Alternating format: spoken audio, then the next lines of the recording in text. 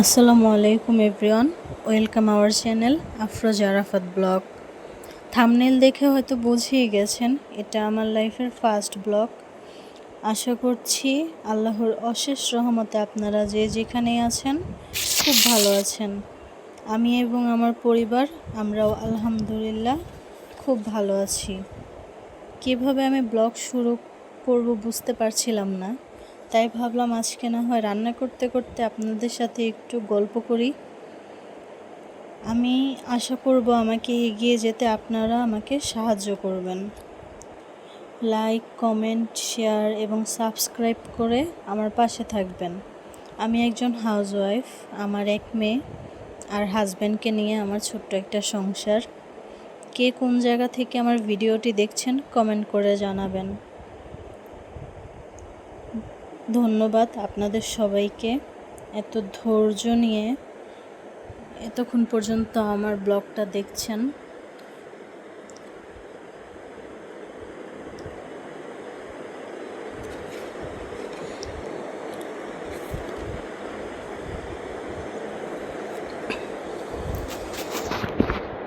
আমি চাইব আপনারা আমাকে সবসময় সাহায্য করেন এগিয়ে যাওয়ার পথে। আপনাদেরকে ছাড়া আমি কিছুই না।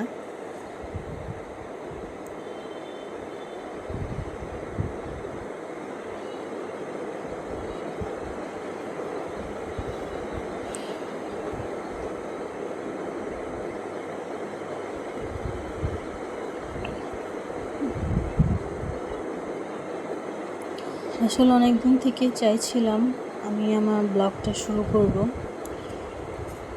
বাট আমি খুব নার্ভাস। আমি কিভাবে শুরু করব আমি বুঝতে পারছিলাম না, তাই শেষ পর্যন্ত চিন্তা করলাম ব্লগটা শুরুই করে দিই।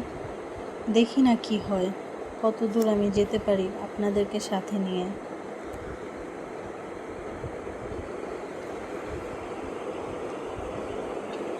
আমি ডিম ভুনাটা করে নিচ্ছি রাতের জন্য, তাই এখানে পেঁয়াজ বাটা দিয়ে আগে ভালো করে নেড়ে নিয়েছি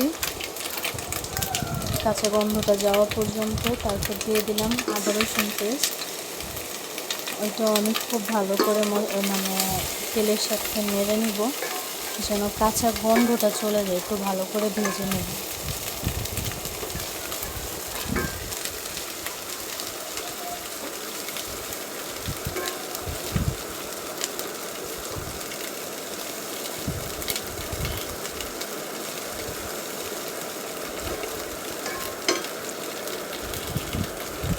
এ পর্যায়ে আমি একটু পানি দিয়ে দিয়েছি যেন মশলাগুলো দিলে পোড়া না লেগে যায়। তাই এখন একে একে আমি হলুদ গুঁড়ো, মরিচের গুঁড়ো, ধনিয়া গুঁড়ো, জিরা গুঁড়ো,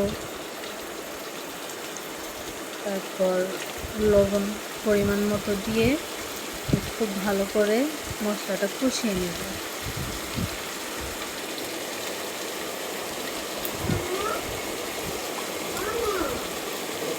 বলো। হ্যাঁ।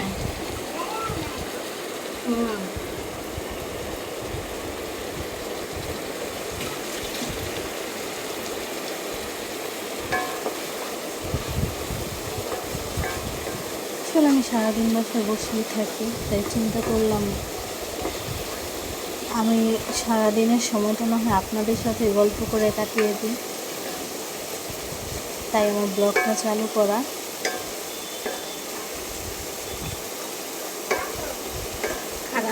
মশলাটা ভালো করে কষিয়ে নিচ্ছি একদম তেল ওঠা ওঠা ভাব পর্যন্ত। এখানে আমি কিন্তু বেশি পানি ইউজ করিনি, তাই অনবরত নাড়তে হবে, না হলে আবার নিচে পোড়া লেগে যাবে।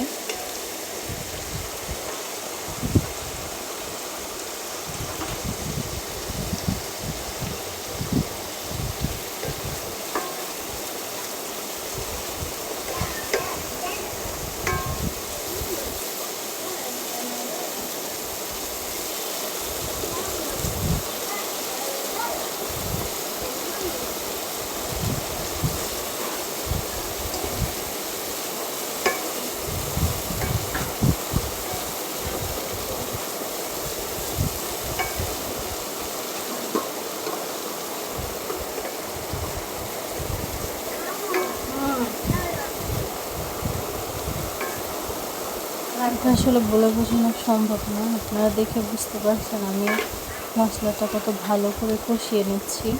আসলে ডিম ভুনাতে আমি তাতে বেশি পানি ইউজ করব না। যখন এরকম মশলাটা কষানো হয়ে যাবে, আগে থেকে ভেজে রাখা ডিমগুলো দিয়ে দিচ্ছি তেলের ভিতরে। মশলাটা খুব ভালো করে ডিমের সাথে কষিয়ে তারপর আমরা পানি দিয়ে দিব। কষিয়ে নিচ্ছি ভালো করে।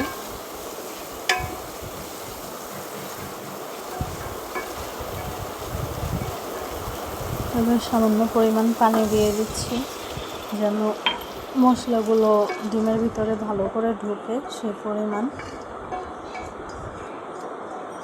আমরা বেশি পানি ইউজ করবো না ডিম ভুনাতে, জাস্ট সামান্য পানি দিয়ে দেব।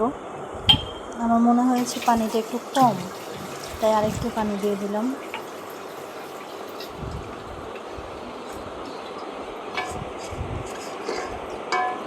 এবার আমরা ভালো করে নেড়ে ঢাকনা দিয়ে ঢেকে দিব। যখন এরকম ঝোল একদম শুকিয়ে মাখা মাখা হয়ে যাবে, সে পর্যায়ে আমাদের রান্নাটা হয়ে এসেছে। আমরা এখন চুলাটা বন্ধ করে দিব।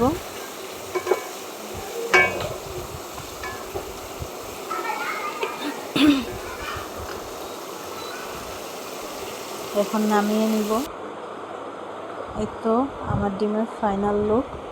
আপনাদের সবাইকে অনেক ধন্যবাদ শেষ পর্যন্ত আমার এই ভিডিওটা এত ধৈর্য সহকারে দেখার জন্য।